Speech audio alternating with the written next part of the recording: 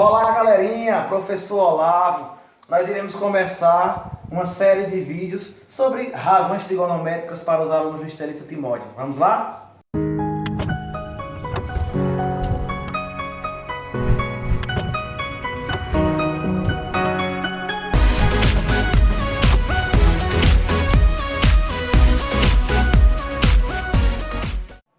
Olá pessoal, professor Olavo. Essa aula está sendo para os alunos do primeiro ano do ensino médio da Escola Estelita Timóteo e nós veremos hoje em matemática um conteúdo chamado razões trigonométricas. Hoje será a nossa aula 1 de uma sequência de aulas para que todo mundo entenda o máximo possível. Então vamos lá. O que seria razões trigonométricas, galerinha? Olha, razões trigonométricas ou relações trigonométricas é um conteúdo matemático que está relacionado com os ângulos de um triângulo retângulo. Ora, triângulo retângulo, para relembrar vocês, é todo e qualquer triângulo que apresenta um ângulo de 90 graus, ou seja, um ângulo que é o encontro entre duas retas perpendiculares, como por exemplo esse ângulo C do nosso triângulo aqui em questão, ok? É importante lembrarmos que a soma dos ângulos internos de um triângulo dá 180 graus. Como um ângulo reto já tem 90 graus, os outros dois têm que ser menor que 90, ou seja, ângulos agudos. Mas e por que o nome do conteúdo se chama razões trigonométricas? Vejam, razões nada mais é do que o resultado de uma divisão. Então, obviamente, isso nos crê que nesse conteúdo nós veremos bastante divisões entre dois lados diferentes, se relacionando com o ângulo. Ok? Nosso triângulo aqui, ele é representado por três ângulos, que devem ser com letras maiúsculas, como vocês podem ver, A, B e C, ou pode ser representado dessa maneira com esse circunflexo acima. E os lados dos triângulos têm que ser representados por letras minúsculas, tal como o A, o B ou o C. Nosso triângulo ABC, ele também pode ser representado os lados pelo segmento, ou seja, o lado C, ele vai do ângulo A até o ângulo B, então pode ser representado por essa maneira, ou esses outros também do mesmo modo.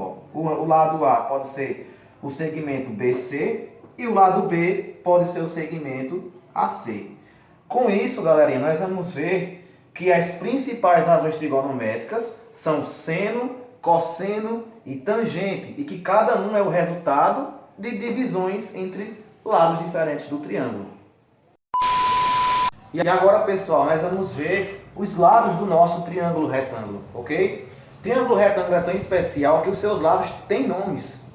Esse lado maior do triângulo retângulo, que sempre está oposto ao ângulo reto de 90 graus, é chamado de hipotenusa, que nesse exemplo aqui genérico está representado pela letra A, certo? A hipotenusa nunca varia, mesmo que você mude o triângulo de posição.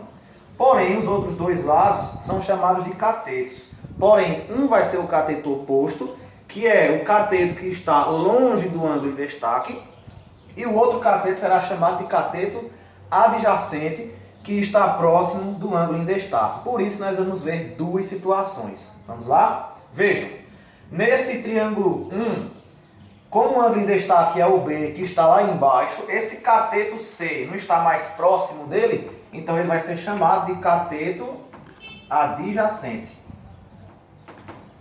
E como esse cateto B, em relação ao ângulo B, está longe, está distante, ele vai ser chamado de cateto oposto. Na situação 2, agora vai inverter de lugar os catetos, porque inverteu o lugar do ângulo em destaque. Percebam? O ângulo em destaque agora está lá em cima, que é o ângulo C.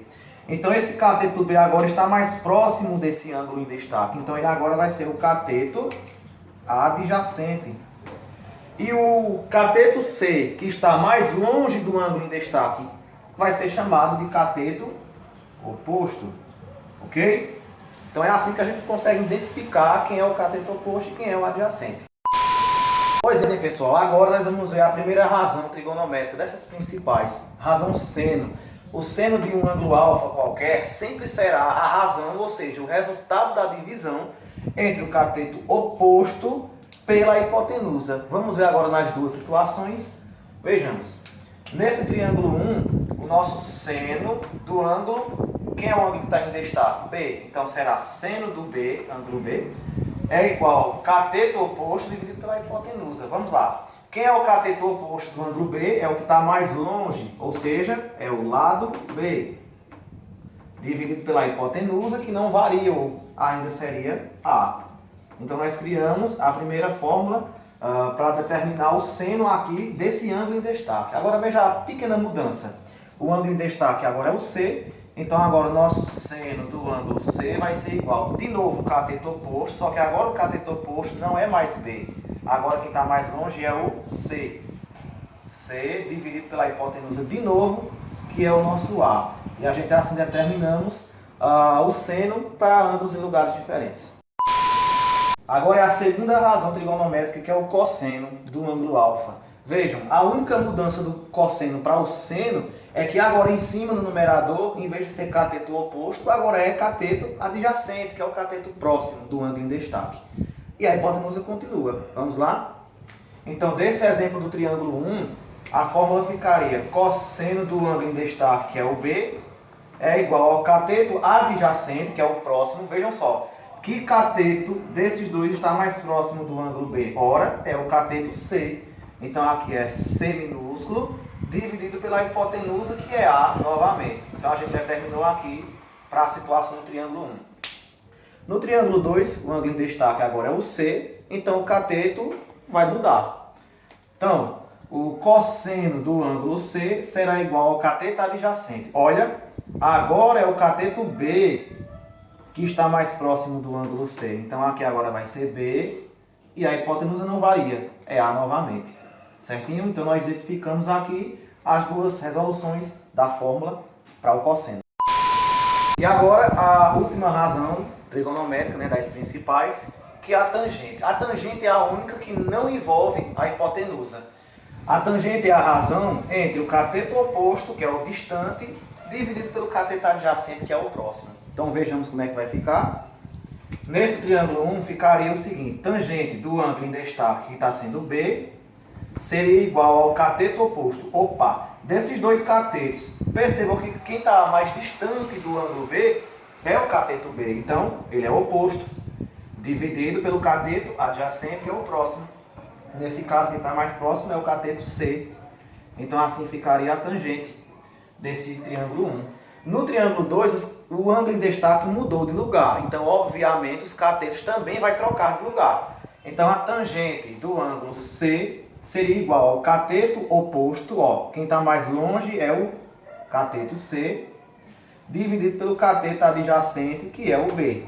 Então, assim ficaria desse modo, ok? É importante perceber também aqui que a tangente de um ângulo é o resultado da divisão entre o seno pelo cosseno.